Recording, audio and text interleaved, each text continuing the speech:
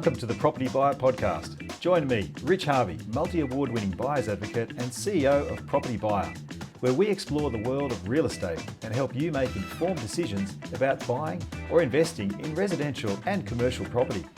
Our show features expert interviews, market insights, and practical tips for navigating the complex world of real estate.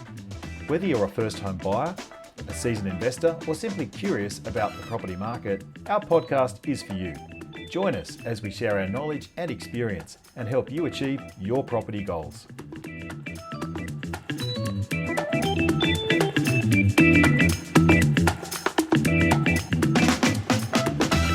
Well, welcome to another edition of the Propertybuyer Podcast. I'm Rich Harvey, CEO and founder. Today we're going to be talking rent versus buy. Now, rents have shot through the roof during 2022, rising over 10% nationally, and rents look set to continue at pace during 2023, adding to cost of living pressures. The level of rental stress is becoming more apparent each week as more migrants, international students and others arrive on our shores. Vacancy rates are also plummeting, making finding a suitable place to rent a real challenge. Mortgage stress is becoming a major issue for highly leveraged borrowers. Building approvals are declining and construction costs remain high. So the question arises, are you better off to rent or buy? To discuss this perennial question, we have a special guest with us today with exceptional financial skills, Peter Switzer, founder of Switzer Financial Group, to share his insights with us today. Welcome, Peter. Yeah, hi, Rich. Great to have you with us. Now, we have a little tradition with our podcast. Before we start, we have a thought of the week. And this week we've got it from Mr. Albert Einstein, who says, strive not to be a success, but rather to be of value. What do you take away from that? Well, I think that's a really good piece of advice. He also is famous for saying, if you keep doing the same things and expect to get a different result, it's a definition of insanity as well. And I think a lot of people when it comes to investing, are often ignoring that advice and are quite insane. But the reason is, I don't think people actually see themselves as investors when they put their money or borrow for really big assets. And so let's hope we are of value to the people who listen to us today. Well, absolutely. I'm sure you've got some great pearls of wisdom to share with us. So maybe just to kick things off, I mentioned about mortgage stress in the introduction. Do you have a particular definition of what that looks like in today's world? I don't really. I always take the kind of survey work that's done by guys like Martin North and people like that. And that's what Martin does. He's a statistics man, and at various stages, the mortgage stress numbers he's come out really are worrying for the groups in question. But I don't know if it really ever results in anything you can take away from it to make money out of. I guess if mortgage stress was at a really high level, you would expect eventually those people would be sellers, they would add to the supply and prices will go down. But as you know, this market's really complicated. When those sort of things happen, you often find that the demand changes at the same time. So you don't necessarily get the kind of results you want to get. So, But look, when interest rates rise, mortgage stress follows. And generally speaking, house prices will fall. But the magnitude of house price falls, as you would have noticed being in the property buying market in Sydney for at least 22 years now. Yeah, I would have thought that. You were pretty young when I first met you.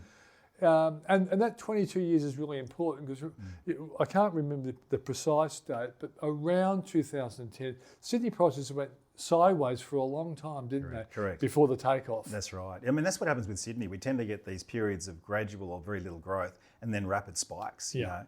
But this question of mortgage stress, the official definition is where you're spending more than 30% of your pre-tax income on household loan repayments. But I think, obviously a lot of people in Sydney are now spending 40 to 45%. They go in with mortgage stress. Exactly. They're going to go in. Overborrow. If they want to buy in the world-class city, that's what they've got to spend. And I think that's just a factor of life. I mean, an interesting article in today's Fin Review was saying that the time taken to save for a deposit has been reduced by 8 months, but now it's taking longer to pay off that total home. And I think it always gets down to this, and it varies from household to household.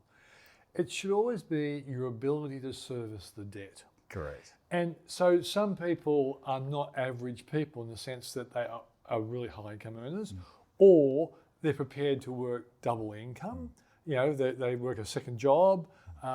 They might put a side hustle, which I hate that term. It's very American. We used to call it a part-time business, didn't we? Yeah. But I think there's all those sorts of definitions. And I think the bottom line is, I think there's only a small number of people who, as a consequence of mortgage stress, lose their home. And I think bank statistics actually show that. Well, that's the thing. Everyone's expecting at the moment there'd be a lot of forced sales coming on the market. I get rung up by journos all the time saying, Rich, are you seeing evidence of distress selling? Yeah. I'm not seeing any evidence of really distress selling. I am talking to agents who are talking to owners at the moment about what's my house worth, how much has it gone down by if I were to sell it, because they're getting a little bit squeezed. And when everybody comes off the fixed rate, that's when we'll see the major pain of all of these 10 successive rises come forward. So, but I think there's a bit of motivated selling, but I'm not seeing widespread distress selling. No, and I think Sydney-siders in particular, who I know better than, I guess, other cities, I do know plenty of people in Melbourne as well, I think they would sell their grandmother into captivity before they sold their house. And also, mate, the statistic I've noticed recently, and you might have come across it as well, refinancing is really, really high. And the refinancers are actually doing it at compassionate rates. I believe CBA is even, in a sense, losing on the deals they're putting out now. They'll make money in the long run, but in the short term they might be, paying out more in terms of deposits and borrowing overseas to cover a loan. So I think the cliff will be there for some people. It might not be as steep as we thought. Exactly, I think so too. So another question for you, Peter, is we're talking about rental stress. You know, we've got rents go up on average 10%, really in a lot of Sydney and Melbourne areas probably going up 15%. Yeah. What does rental stress look like for the average household? Yeah, I think it's when you, well, obviously that 30% number we use for mortgages, that's relevant, but a lot of people are paying a lot more than that. I think rental stress is interesting to me because I think it is a real trigger for people to think about buying a place. It's a trigger for people to think, well, do I really have to live where I want to live? Maybe I need to go out a bit further and all that sort of stuff. So it's probably the great motivator for that ripple effect. You know, I can remember, and you'd remember John McGrath at his peak when that business was really ballooning, and just about every real estate agent in the country was going to John McGrath lectures and all that sort of stuff. He always said that best place to buy is like the rings, the 4 or 5 kilometre ring around the CBD, then you go to the 10, and eventually it ripples out to the outer areas. And I actually remember when I was working on Mix 106.5 with Mike Carlton, where he was doing breakfast at the time, and all the inner city places, the prices were going through the roof, but where Mike lived out near Gordon or whatever, they weren't moving much at all, you know. But eventually it has happened. You know, Absolutely. It's expensive. Yeah. The ripple effect, the people who, you know, the trendies who had to live around the eastern suburbs or the Sydney University areas, Newtown, they realised they couldn't buy there anymore, so they went looking afield, and it rippled right out. In Blacktown, Blacktown average prices are over $1 million. That's the ripple effect. I think rental stress encourages people to look afield. Yeah, I agree with you. I think definitely a lot of people are doing that equation in their head going, look, if my landlord's put up my rent by $150, $200 a week, and gosh, my interest only or my P&I repayments are going to be, you know, $150, it's almost equivalent. Why don't I get an asset and get into the housing market, get a foot on the property ladder and start making that jump to build equity? And it's, you know, our family would have said it's dead money rent. You know, when people like us were encouraged by our parents to try and buy property, but also the smarter younger generations of recent times have actually thought, well, I'll rent where I want to live, but I'll own something and I'll be a landlord, and it kind of has dissipated the cost impulse of rental stress. Well, that's the rent vesting technique, which we certainly encourage a lot of clients to do. If they can't afford to buy a $2.5 million home in Sydney or Melbourne, then think about buying something, you know, more affordable area. You know, perhaps it's going to be out of Melbourne or Newcastle or Brisbane. Or a place like Albury, you know, that's gone through the roof. Or regional area, exactly, and have some foot in the market. But I think for people that, I mean, what do you say to people that go, you know what, I'm just going to rent and I'm going to put my money into other investments? Do you think that strategy can work as well? It definitely can. But what sort of financial intelligence do you need to have? You know, for me, A real lot. That's the thing. I think for me, it's like property is a great type of forced saving. It teaches you financial discipline because you've got to meet those mortgage repayments. It's a great set and forget investment. And the beauty of property is, unlike the stock market, and you know I love the stock market, but the stock market is in your face every day because of people like me. The poor people on 2GB, you get up and hear what I tell them what's going on in the market. They got the pain or the happiness every day when financial commentators tell people what's going on. But if you own a house, you often don't know that prices in your areas have gone down. Sure, Domain and the REA publications are telling people on a much more regular basis, but still, I don't think you actually know what the value of your investment is unless you are in the business of selling or something like that. So, but I do believe, and I tell you what, one of the smartest guys in this country when it comes to assessing the value of assets was a guy called Phil Ribbon of Ibis World. You ever yes, come I have. Yes, Phil unfortunately passed away recently. And Phil was in the early 2000s was a great supporter of the idea of renting and investing in the stock market. And the reason is, as long as you invest in the right kinds of products, you can actually do as well in the stock market as you can. And I actually wrote up a piece as a consequence of this. And I've always been an investor in property, even though I love the stock market. And we invested in our early days in a suburb that was pretty well on the outer called Paddington. And when we hasn't that come of age? That's right. When we were first place in Paddington, our father, my wife's father, came into the house. He looked at what we bought. It was a working man's cottage. In fact, it was the builders of Victoria Barracks. Those bricklayers lived in these cottages. Wow. Yeah, and we bought that for $54,000. And but my father-in-law came in and said to his daughter, he said, "Oh, you made a big mistake. You better sell this as soon as you can." Fortunately, he was an engineer who just retired, so I used to start jobs I had no qualifications to finish, and he would come over on a Monday and say, what's he done now? And he would finish it off. In the end, we made a lot of money by being in an unwanted suburb. And that was a ripple effect. You know, places like Double Bay were always very expensive, and even Waverley was more expensive than Paddington. And so we bought the suburb beside. And then Darlinghurst and Redfern, all those sort of places did really well. Exactly. And so, but I actually wrote a story one day comparing my first place in Paddington with buying CBA shares. And what was the net result? Very similar. There you go. And what I said was, what you can look at a quality share, a blue chip share is like a blue chip property. Yes.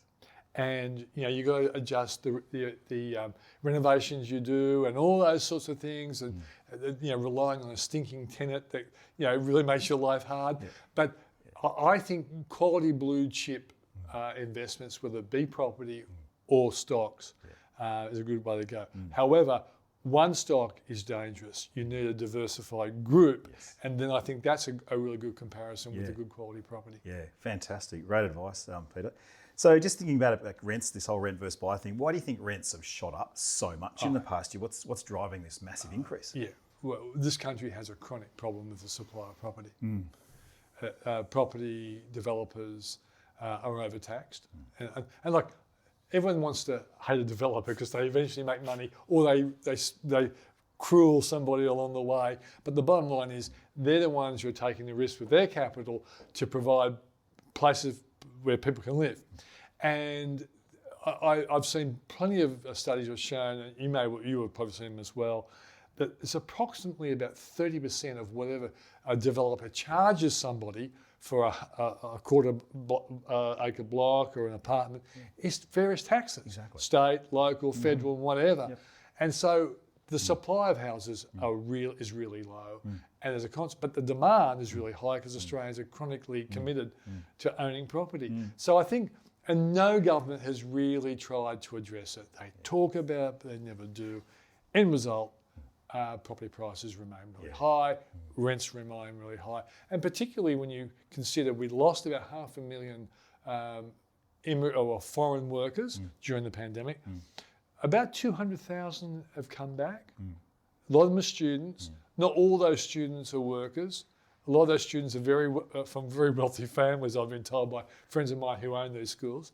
But a lot of them do work in Chinese restaurants or coffee shops and stuff like that. And they're missing at the moment, but they're coming back. And the more they come back, the more the rents will rise. You're absolutely right. I used to do a lot of presentations. I still do a lot of webinars these days, but I'd get one particular chart from the ANZ and it would show the undersupply versus oversupply of property in Australia. And we were always massively undersupplied up until about 2015. Then we started to bridge the gap. But we're still, again, going through this next phase because immigration is perhaps being turned back on heavily. And their cap's at 190,000 plus temporary visas plus students. So we're going to have 250 to 300,000 migrants arriving. Where are they going to live? This is the problem. And Richard, I guess you watch this closer than I do, but that period where supply increased, I reckon that coincided with a splurge of apartment constructions. And then apartments had problems, didn't they, when some of them were pretty dodgy. And then the pandemic hit, so you can understand why the supply has really gone off the boil. Well, exactly. But to your point about developers, we do a lot of feasibilities for our developers buying sites, and construction costs have gone up anywhere from 30 to 50% or more. And so to actually find a feasible site, to actually encourage a developer, to actually get money from a bank to actually do a development has to stack up. Otherwise, developers, it just won't get built. And I think, unfortunately, we are going to see a lot of media headlines. I mean, there's got to be a stronger word for chronic. It's going to come. The next 12 months, we're going to see a lot of media about that particular issue. So, and actually, just to that point, I'll just give our listeners a bit of data on vacancy rates. And, the vacancy rates back in January for Sydney was 1.3%, still that same level now. Melbourne's currently at 1.1%, Brisbane's at 0.8%, Perth's at 0.4%, Adelaide 0.5%, Canberra 1.8%. So what we're saying, looking at the total potential supply of rental properties, like in Brisbane, only 0.8% are available. Correct. It's just such a small proportion. So no wonder you've got 20, 30 people or more putting in applications on each property. And you got the Greens like creating a stupid policy. Well, let's cap the rents. So I guess the question to you is what could be done to alleviate the rental crisis? Do you think there's any particular policy, and has the government got their head in the sand? Well, obviously, thinking about the tax implications of constructing is a really important one. I don't think the old solutions of housing commission developments really work. I think they've got to encourage the private system. This is something that's big overseas, and this is what a lot of people are surprised about. In this country, landlords are mum and dad investors. Correct. They're often nurses and policemen and policewomen and all that sort of stuff. But America, they're companies. Companies, and I think we're going to see that trend, the building to rent model. Now, obviously, Harry Triguboff has that kind of model, often by accident. And Harry will, I don't know if he'll admit it or not, but I have had a lunch with him and tried to get him to admit to it. But when he was young, like all developers, they're dependent on the banks. And so if what hits the fan, they were in trouble. Interest rates were rising and all that sort of stuff. But he's got so big, he can lend himself money. And when the last downturn happened, that period we were talking about in Sydney when prices were going nowhere, he built a lot of his Meriton properties. He turned them into rents. Exactly. He rented them. Just hang on to them. Yeah, that's right. And I think that model has been seen to work. Because look at the enormous growth around the Moore Park Supercentre and all that area. That's an entire suburb that's been created. And I think that's going to be the way to go. The problem then will be rents still will be pretty high. But I guess at the end of the day, if people want to live in the CBD of Sydney, it's one of the most sought after cities of the world. And Melbourne, of course, is the most livable city, if you believe the Melbourneites and the people outside who say that. You're just simply going to have to pay. It is. Well, I think the build to rent model is absolutely here. I know Mirvac and Frasers and other larger developers are absolutely looking at it. And the economics are becoming better because what they're doing in these developments is creating like an internal community. They're putting in a movie theatre, recreation areas, community rooms, libraries, gym facilities. So you've got a little ecosystem within these rent to buy, and they even have concierge services for people to collect your mail and do that sort of thing. It's like a Seinfeld episode. Yeah, that's right. But I think there's another theme that explains this as well. When you and I were young, the most we were losing from our super was 3%.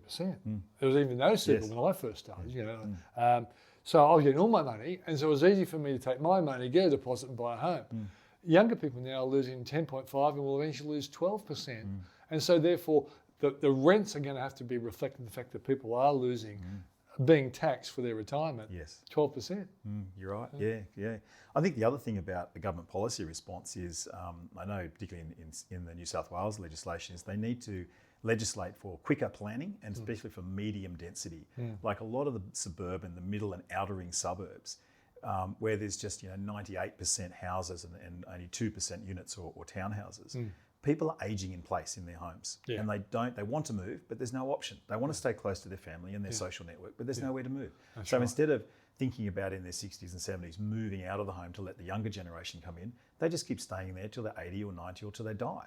And so that's locking up the housing market. So what they need to have is better legislation to have. It was called the Manor House legislation, and they introduced it, but then it got knocked on the head because the councils didn't want to do it because it was a complying development.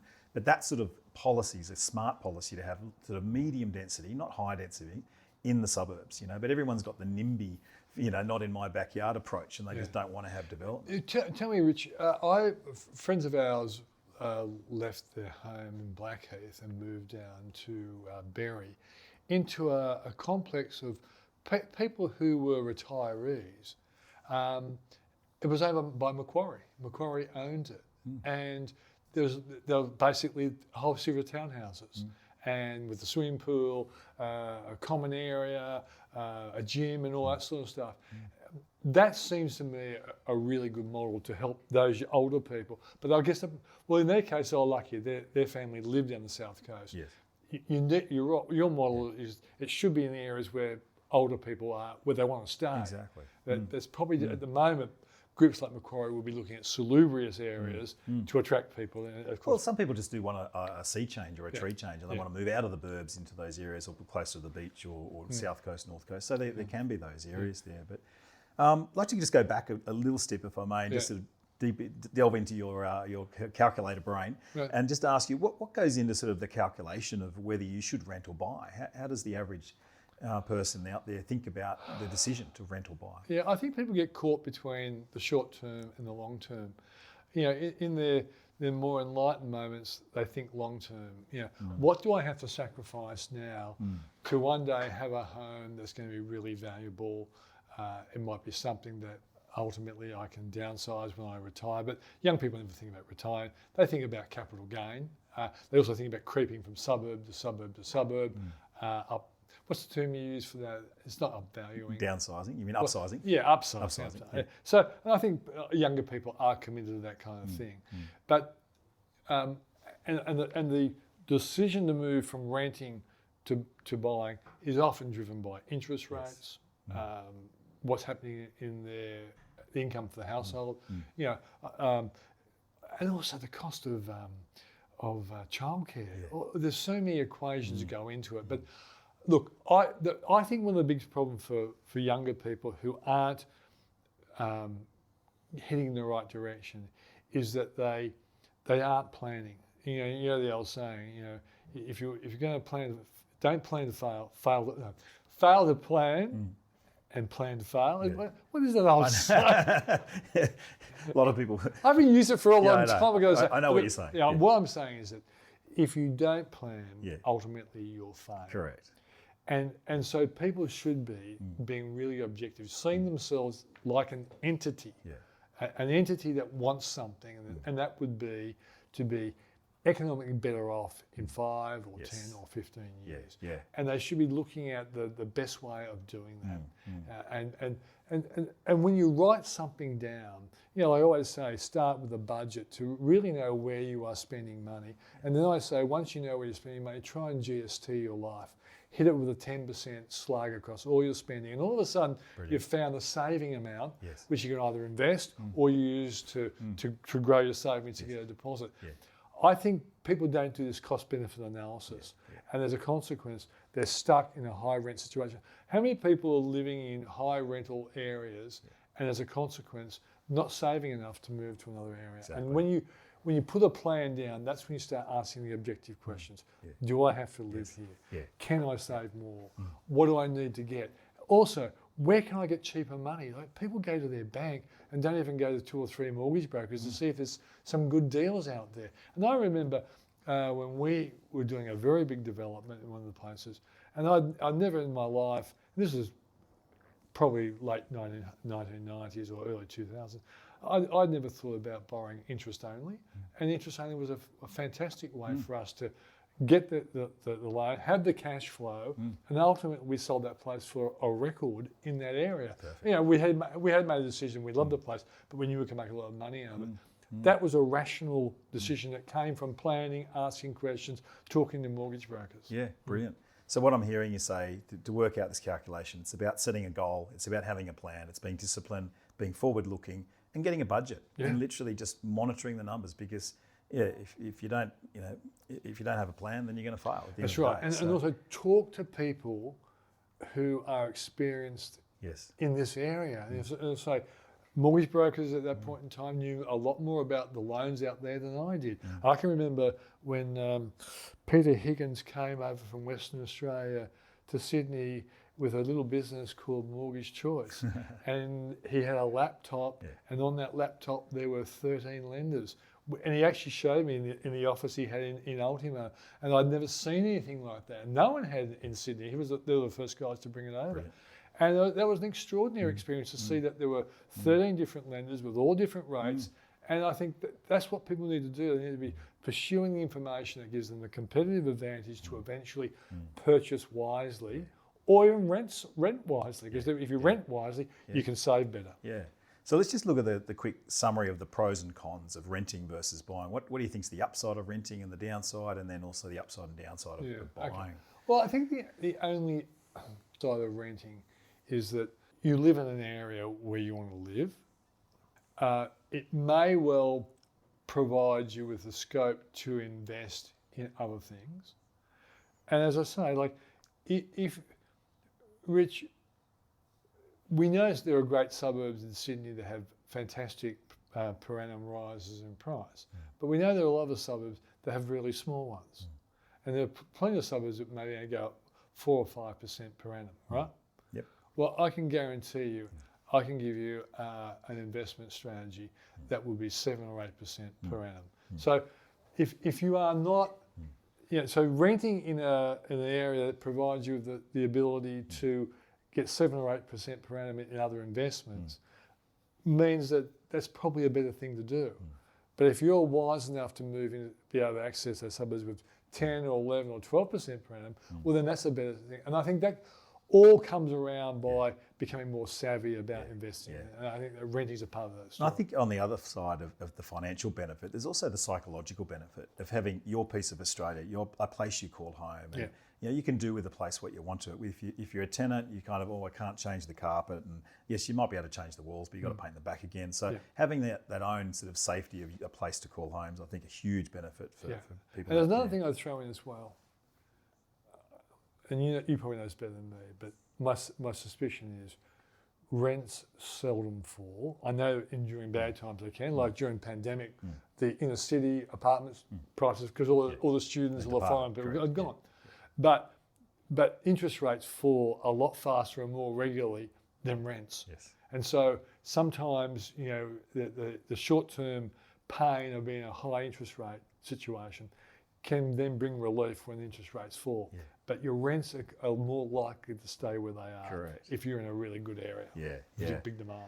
That's a good point. I mean, I think at the moment we're going through this rapid period of interest rate rises, and the mortgage rate's at like 5.5, maybe 5.75. It'll probably come back next year. I think we'll see 1, 2, maybe 3 cuts next year, and we'll probably see a mortgage rate settle at around 5%, which is what it's been historically for a long period of time. And Rich, I think a lot of people who are turning up to auctions right now probably heard Bill Evans say there could be 7 interest rate cuts over 24, 25. Now, 7 interest rate cuts would make people think, well, I'll borrow now, I'll gamble, that Bill's right. But people are like that. They love property so much, they would do that. And Bill's pretty accurate, I've got to say. He's not bad. Yeah, he's had a good history. Yeah. So I guess another question is, how do you save for a deposit? I know when I bought my first home, my wife and I had saved a lot. We squirreled away some money. And we'd saved 50,000, I think, each for a deposit, and got our 100 grand to our first property. But it was hard. It was lousy property. It was hard work. No, it was hard work back in the day. So, yeah, it was. Yeah. Look, I think what I said earlier. In fact, I wrote this today on Switzer Daily, that the starting point to increase your savings has to be, well, obviously the super options are very good. There's non-concessional contributions you can make and you can withdraw. I hope Labor doesn't change that. So using your super to build up a deposit is a really good idea. But also, I think if you just put your money in a term deposit earning 4%, it's going to be very hard. And so I would be inclined to look at like an exchange traded fund. And this is not advice, this is education here.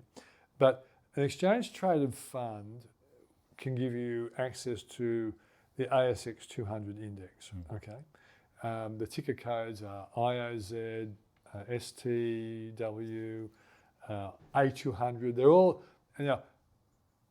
The ASX 200 averages a 10% rise over a 10-year period.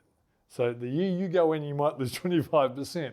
But if you were planning to save over a 10-year period, you look at the history of the ASX 200, it gains about that. And half of that is dividends. So the volatility of the stock market can sometimes mask the fact that a good ETF can give you like a 4 or 5%, plus there's franking credits as well.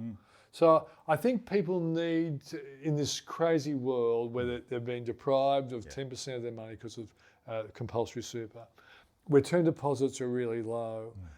My argument was stronger when term deposits are only 1%, 4%'s better.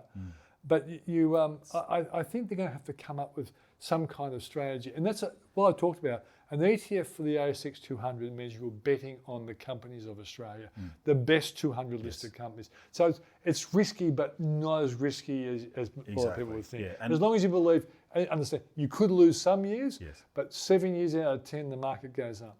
Okay. You mean you can't just stick your money in the bank and, as you say, in a cash deposit? It's not going to get you towards your goal. No, it's not. You've got to have an inflation-beating strategy and invest that money wisely before you. You know, I guess you'll come across the rule of 72, but I'll remind you of it. If someone gets an 8% return, your money doubles every 9 years. So if someone drew some money out of super, built up super first, drew some money out, and then maybe went for something like, as I say, you could lose in the short term, but history says in the long term, you would benefit. And even another strategy we're seeing some of our clients do is rent vesting, and they're buying an investment property. I mean, every day of the week we can go and buy a property for that client, get a 5% yield. Typically, it's going to grow at least 6 to 7% in the areas that we're choosing. So you're looking at 11 to 12% return on your money. And that's a way. And some people are buying multiple properties like that. We've got 3 or 4 clients buying 3 or 4 properties each. And then they'll hold that for sort of 5, maybe 10 years. Then they might decide to sell it down or just withdraw the equity and then use that to get into their capital city where they want to end up living. What we're talking about is normal people have to look for abnormal strategies to beat the system. That's unfortunate, but it never really was easy. You borrowed from parents and the parents gave you a hard time or whatever, but it's certainly harder now than it was. Is there any other strategies to help our listeners avoid mortgage stress? How can people sort of manage their money at the moment? Look, most people live their life in money chaos.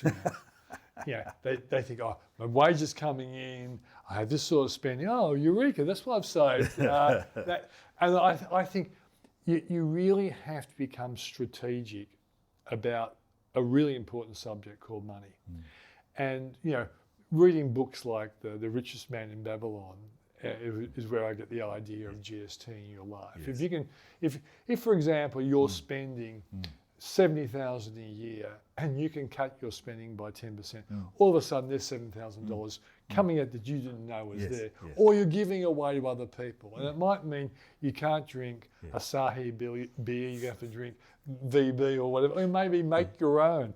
Making your own is better than the crap young stuff they're making now. Have you noticed that? All these boutique beers they're making. Lots of breweries around. It just tastes like my dad's homemade Cooper's. He used to buy Cooper's stuff and in a plastic bin, and I used to drink it with him, and I humoured him. But Crown Lager always tasted better.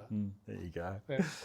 Yep, perfect. And look, got two more questions before we come into land. I'd love to hear your favourite property story, and then finally your best piece of investment advice. But tell us, have you got a favourite property story you'd like to share? Well, my favourite property story was the one about my father-in-law, who just could not believe it, that we would go into such a place that needed to be renovated.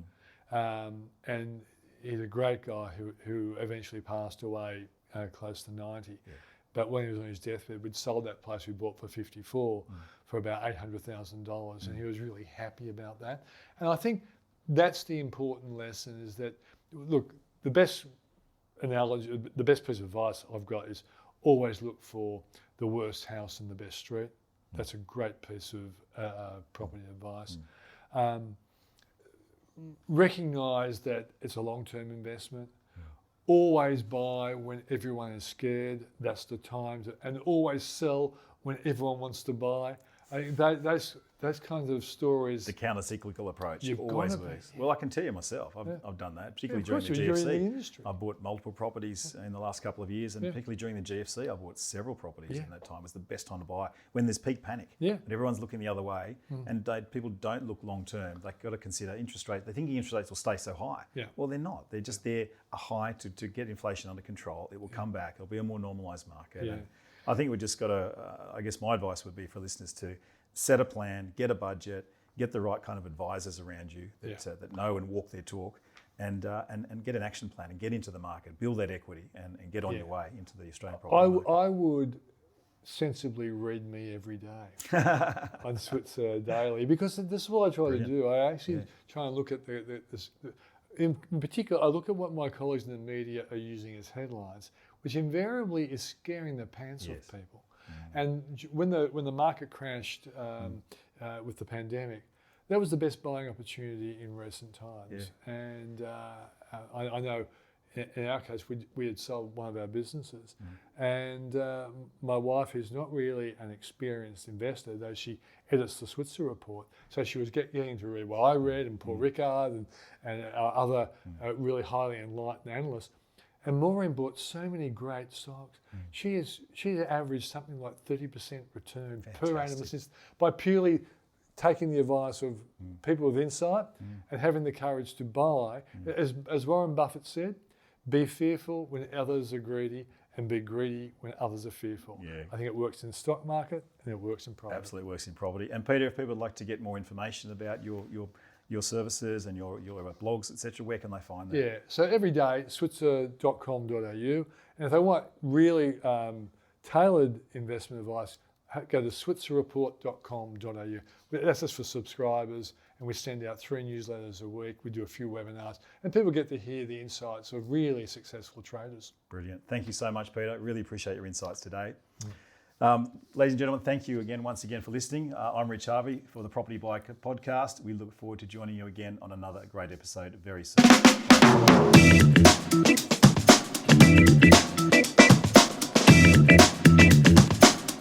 Well, thanks for being with us on the Propertybuyer Podcast. We hope you enjoyed the show. If you have any questions or would like further information about buying property, please visit propertybuyer.com.au, and we'd be delighted to help. We have loads of free resources and market updates and recent articles for you to explore. We look forward to joining you on another episode very soon. I'm Rich Harvey. Thanks for listening.